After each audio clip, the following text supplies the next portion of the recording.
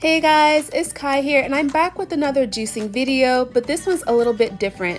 I want to take you all on a shopping trip with me and show you everything that I bought and tell you roughly how much it costs to buy about 1 week's worth of juicing ingredients. If you're someone who's thinking about juicing and want to know what you can expect to spend, you don't want to miss out on this video. The most important thing I like to do before I go grocery shopping for a juice fast is think about 1, how long I would like to juice, and 2, how many different variety of recipes that I want to try and how I want to mix it up each day. And so what I decided to do for this fast is to juice 3 green juices, 2 fruit juices, and 1 root veggie juice like a beet or a carrot juice every single day, and that's 16 ounces per juice. And once I know the type of juices I want and how much of each juice I need, I write down my grocery list, and that way I don't end up buying any wasteful ingredients, which I kind of always do anyways by accident. But the point is to save as much money as possible, so you definitely want to go into this with an organized grocery list and plan. Since juicing is so expensive, I tried to save money by buying a mixture of organic and non-organic fruits and veggies.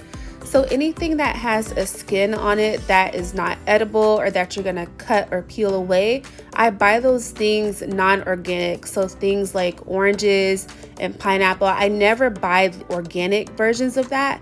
But for everything else that has a skin that we're gonna keep in juice, it has to be organic. I ended up having to drive to 3 different grocery stores to find everything that I need, so be prepared for a long shopping day. Now it's time to show you everything that I bought, starting with the celery. I ended up buying 7 of these bunches of celery, 1 for every morning. And I got 1 large bag of carrots, which wasn't enough. I think I ended up using these in about 3 or 4 days. So I could have actually used 2 bags of carrots. Here I have some ginger root, which actually ended up being exactly what I needed for a week. I like a lot of ginger in my juices, so usually at least about 2 or 3 of my juices will have ginger in it every day. And then I have some mint. Mint is one of those ingredients I always forget about, because not that it's not important, but it just gets lost in the back of my fridge somewhere. And then I have this bunch of cilantro. I like to put those in my green juices every single day. And also some dandelion greens. Those actually ended up going bad the next day. And then also this bunch of Swiss chard ended up going bad too. So I need to research better storage techniques to keep my greens fresh for longer. Here I have this container of like salad mix. It's a variety of greens. And I was really actually looking for the large bag of pre-chopped, pre-rinsed kale, and I couldn't find it, but I actually ended up liking this in my juices better. It wasn't as bitter and grassy tasting as kale.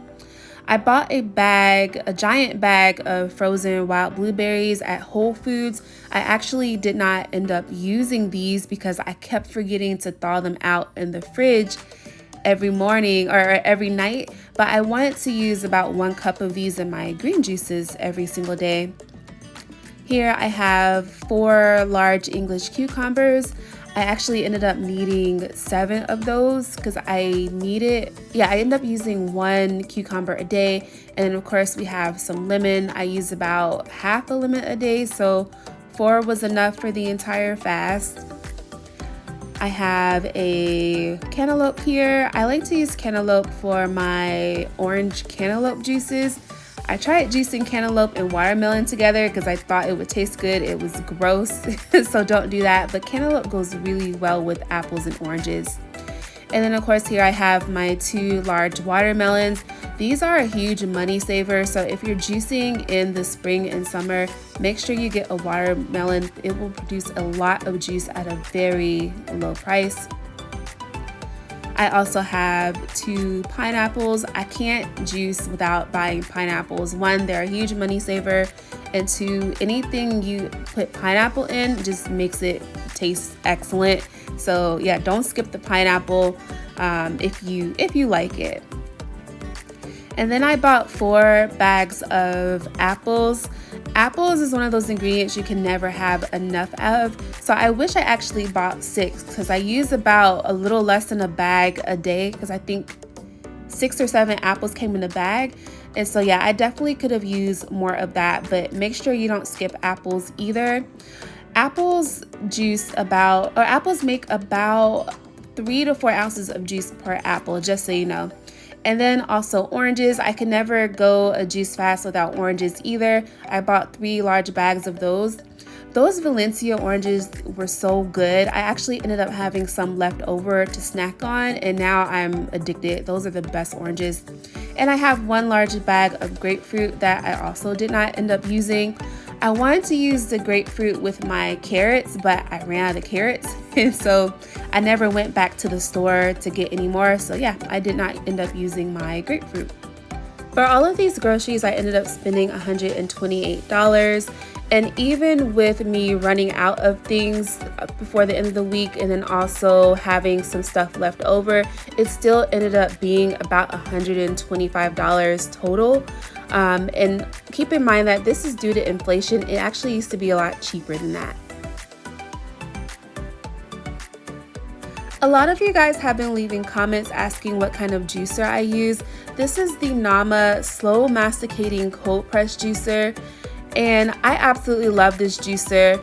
When I got it, I actually held off on juicing for about a year or 2 because I wanted a really good one that would give me a really good product in the end, or a really good juice in the end, and this was worth every cent. I absolutely love this juicer. The benefit of buying a good quality juicer is that it squeezes out a lot more juice than most juicers do, and it also extracts a lot more nutrients. I watched a lot of reviews on this juicer before buying it, and I felt really confident about my decision. And there are a lot of videos out there on YouTube comparing this Nama juicer compared to other high-end juicers, and this one always wins. And here I'm just showing you what it looks like inside. As you can see, there's not too many pieces. It's very easy and simple to take apart and put back together. All you have to do is just make sure everything snaps in place. That's the only tricky part, because if it doesn't snap in place when you place it in, it won't close all the way and the machine won't cut on. But it's really simple. It's not too complicated to use at all.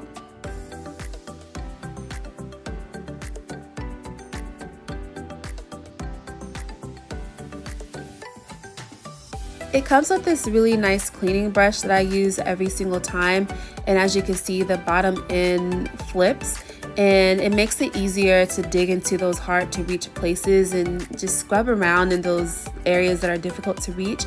And this is that thing, I don't know what it's called, but you use it to push down your fruits and veggies so nothing gets stuck. So yeah, I love this juicer. Now they have a new version of it where you don't have to chop up your fruit, you just stick it in there whole or into bigger chunks and it'll do all the work for you.